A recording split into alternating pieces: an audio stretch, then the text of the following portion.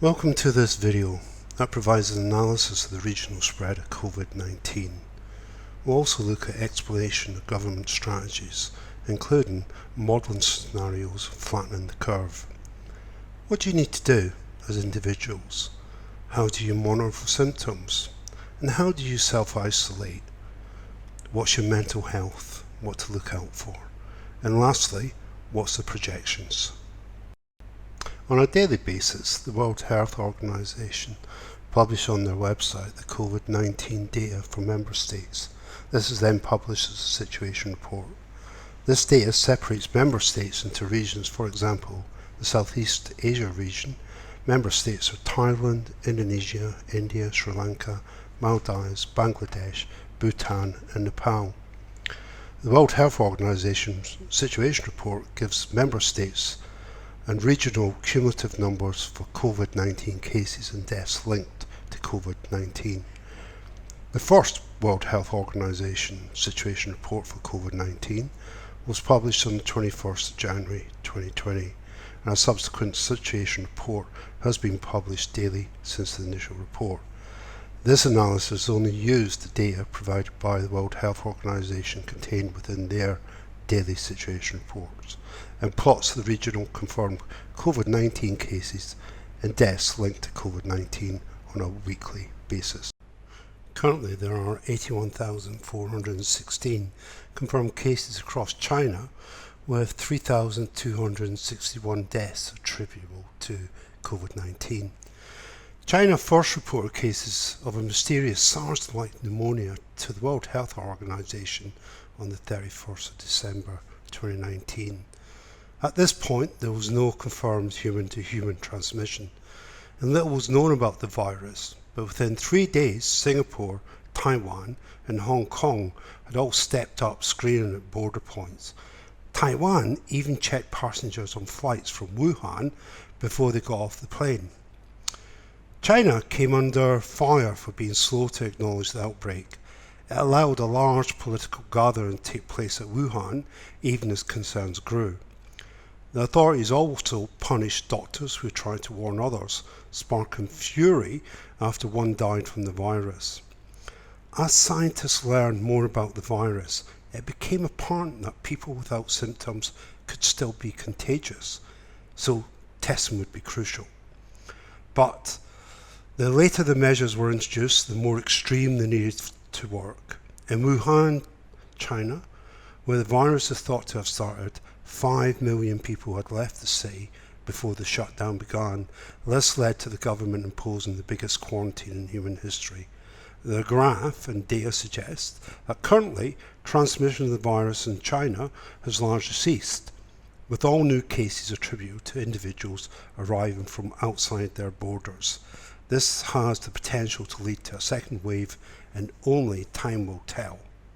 Currently, there are 12,623 confirmed cases across the region, with 183 deaths attributed to COVID-19. The number of coronavirus cases in the West is skyrocketing, and countries have announced drastic measures, including school closures and lockdowns. The outbreak hit many countries in Asia several weeks earlier, and some have been praised for containing the number of infections. For example, Singapore, Hong Kong and Taiwan all kept case numbers relatively low, despite their proximity to mainland China. Cases in South Korea spiked initially. However, it swiftly developed a test for the virus, which has now tested more than 290,000 people. It conducts about 10,000 tests daily for free. South Korea had a rapid approval system in place for infectious disease tests, following an outbreak of Middle East Respiratory Syndrome, MERS, in 2015 that left 35 dead. In Singapore, the government has been praised for its clear communications of coronavirus, including a speech by the Prime Minister, which encouraged people to stop panic buying. Its measures have had widespread public support, helped by the fact that Singapore has a long history of emphasising collective responsibility for national security. And Singaporean media does not tend to challenge the official line. In Singapore, detectives have contact traced more than 6,000 people, locating individuals with CCTV, testing them and ordering them to self-isolate until the results are clear. In Hong Kong, contact tracing goes back to 2 days before someone develops symptoms. They've also adopted intrusive ways of ensuring that those individuals ordered to self-isolate actually stay at home. In Hong Kong, new arrivals abroad are required to wear electronic bracelets to track their movements, while in Singapore, those self-isolating are contracted several times a day and required to send photographic proof of their whereabouts. Singapore also has hefty penalties, including jail terms, for anyone who breaks a stay-at-home order. It stripped one offender of his residency rights. However, many countries in the West will find it hard to adopt such measures due to the large populations and greater civil liberties. Australia was one of the first countries to evacuate their citizens from Wuhan and those on board the Diamond Princess in Japan. Those individuals were placed in quarantine facilities on Christmas Island and Darwin. Since then, there has been a gradual increase of measures to delay the spread of the virus. However, there has been a reluctance to fully implement the necessary barriers to prevent the spread.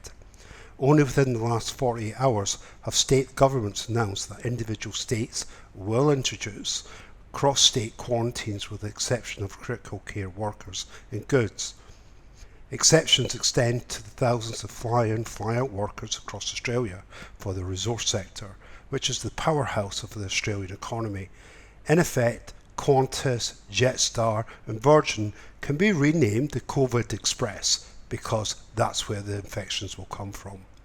The regional data and graphs suggest that some countries there is the emergence of community transfer. This is especially true in Australia. It is highly likely that the Australian healthcare system will be severely impacted within the next 14 days. Currently there are 128,545 confirmed cases across the region, with 6,116 deaths attributed to COVID-19.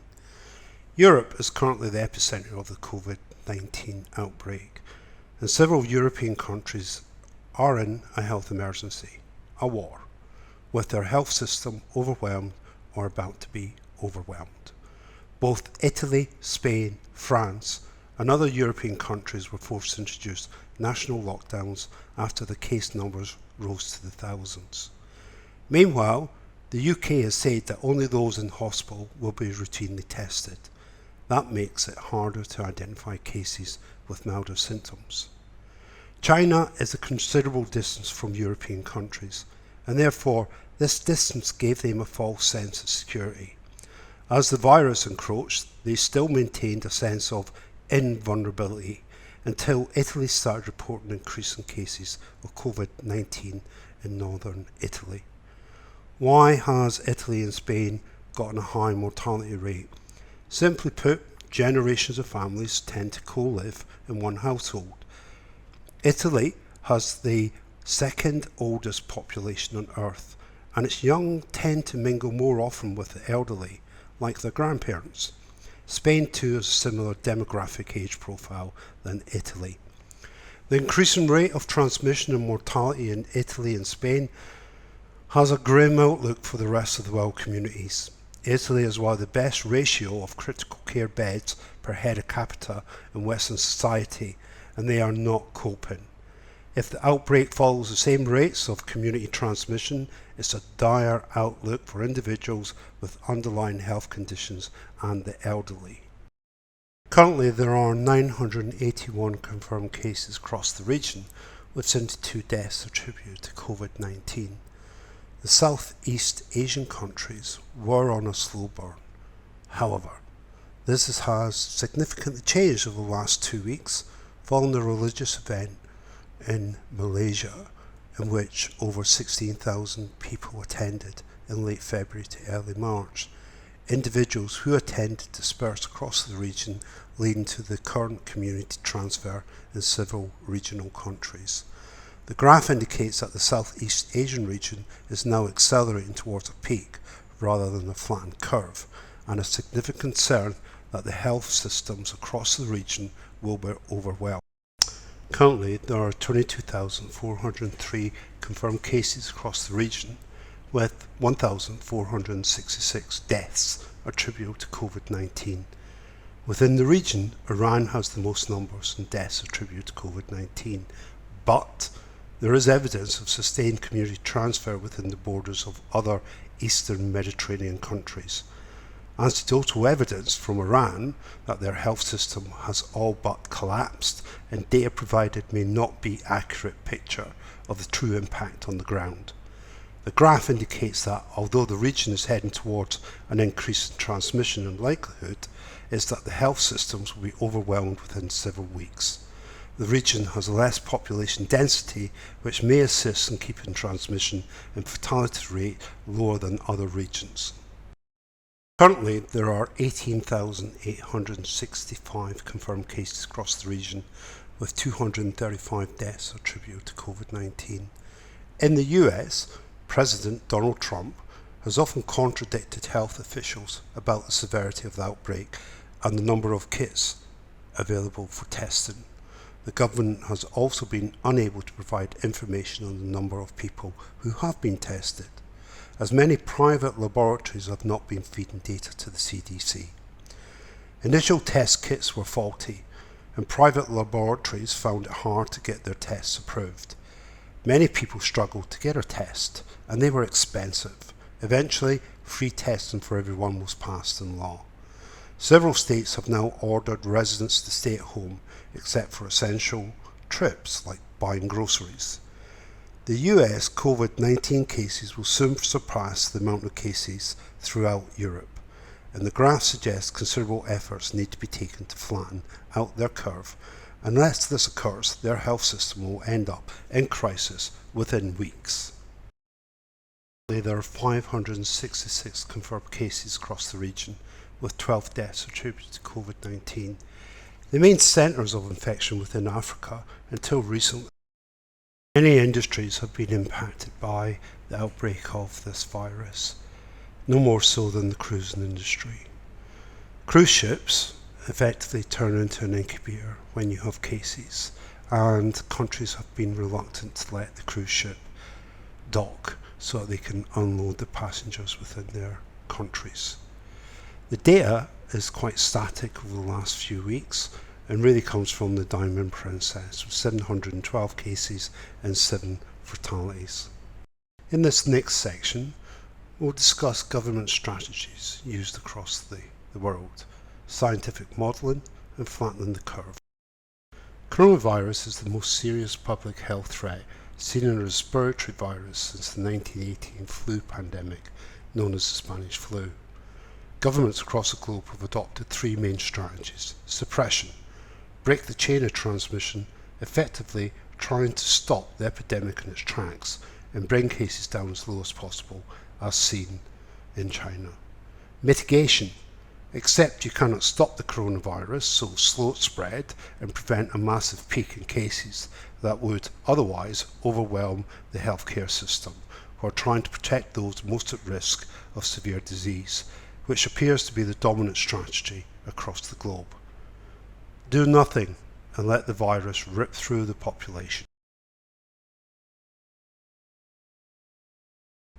Quite simply, take it seriously and act quickly. This is all about delaying the outbreak, to give governments time to adequately resource their health systems, increase the number of critical care beds, mechanical ventilators and personal protective equipment, PPE, and ensuring their health systems are not overwhelmed. Health experts agree on the same measures for containing the outbreak. Test wisely, isolate those infected, and encourage social physical distancing. Such measures are being adopted to varying degrees in the West now, but a key difference is that many countries didn't act quickly. European countries and the US lost an opportunity. They had 2 months from what happened in China, yet there was this perception that China was a very far distance away and nothing's going to happen.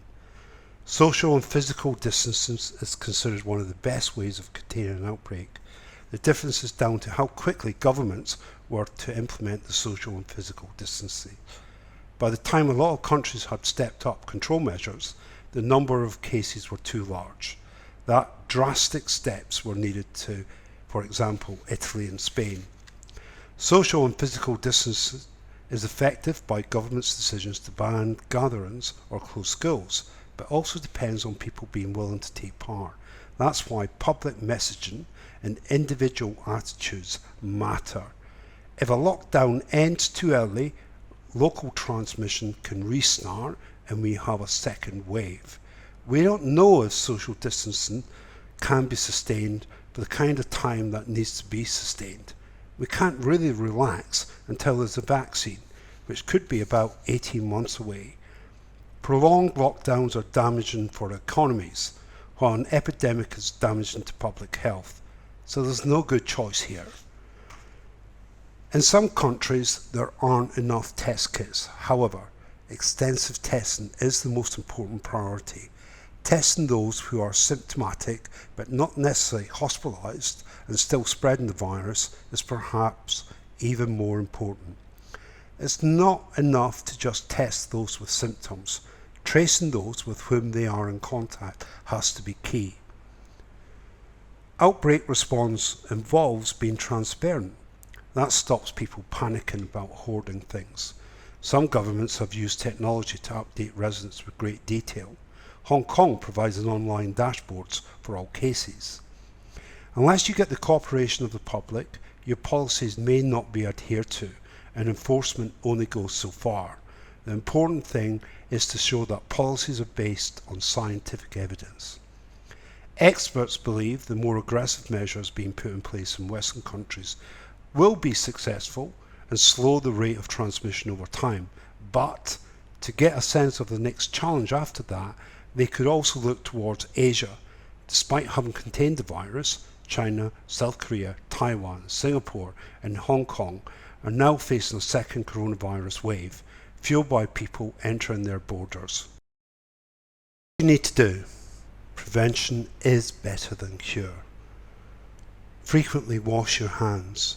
If you do have the urge to cough, use your elbow or use a tissue, and avoid touching your face as much as reasonably possible. If you have been advised to self-isolate, there are rules. If you're at home, stay at home, and this means no work or quick trips to the shops and no visitors. If you are sharing a space, it's advisable to wear a mask. If you need essentials, get these delivered or enlist the help of family or friends. The supplies should be left at the door to avoid contact with others. Avoid sharing rooms. Where possible, stay in a well-ventilated room away from housemates or family members. And don't share household items. And this includes towels, toiletries, high-touch surfaces like doorknobs and remote controls, and they should be cleaned at least once a day or following your use. Monitor yourself and others in isolation for symptoms of COVID-19. Watch for a fever, a cough, shortness of breath, difficulty breathing. Other early symptoms to watch for are chills, body aches, sore throat, headache and a runny nose, muscular pain or diarrhea. If you or someone else in the home isolation develops severe symptoms and it is a medical emergency, i.e. difficulty breathing, then you need to phone for the emergency services. In Australia, that's 000. In the UK, that's 999. If the symptoms are less serious, call your doctor or your state health helpline. Visit the slides on the website and visit your local emergency department. We all need to look after our mental health during the coronavirus outbreak and those that are around us. We need to maintain perspective. Almost everyone will be impacted to some extent, but experts around the globe are endeavouring to contain this virus and limit the impact to individuals. The media serves a crucial service in providing communications to the public. However, too much exposure to negative interpretation of news can be harmful. Strike a healthy balance. Avoid if you find it distressing. Maintain a routine. Eat healthy and exercise. If you or your family member are in self-isolation, it's only for a short duration to slow the spread of the virus. You are helping your community and the healthcare system. Maintain links with friends and family by social media. If working at home, take your regular breaks. The World Health Organization recently stated that the new epicenter of this disease was now Europe, and despite radical intervention strategies being adopted by European member states, the spread of the disease shows no sign of containment. Data from the Americas would indicate that that region is on the same trajectory as transmission as China and Europe. Data further suggests that Africa is also on the same trajectory as China, Europe and Americas, unless radical steps are taken by regional governments to contain the spread of COVID-19. The World Health Organization has also highlighted that there is a potential for a secondary wave as member states relax their strategies and new cases are imported from beyond their borders. This may be seen in the cluster of new cases in China and South Korea.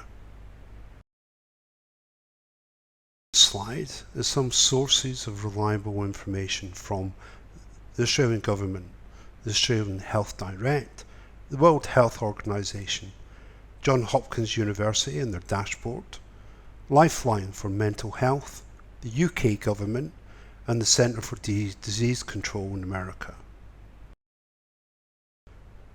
Finally, maintain social and physical distancing rules. Look after your family, your friends, your neighbours.